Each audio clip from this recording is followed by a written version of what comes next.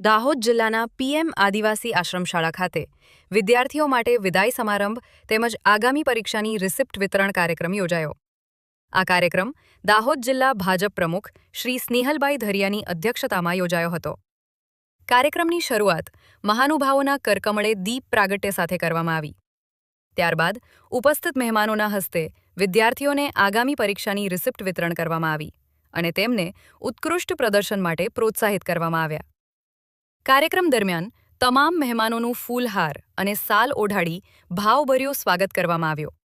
સાથે સાથે વિદ્યાર્થીઓ દ્વારા વિવિધ સાંસ્કૃતિક કૃતિઓની મનમોહક રજૂઆત કરવામાં આવી.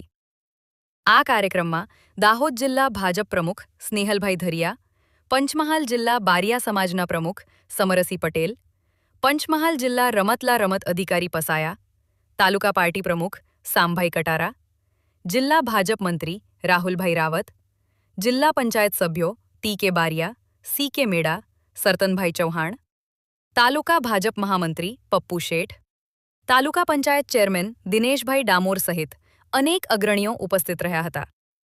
રિપોર્ટર અભયસિંહ રાવલ.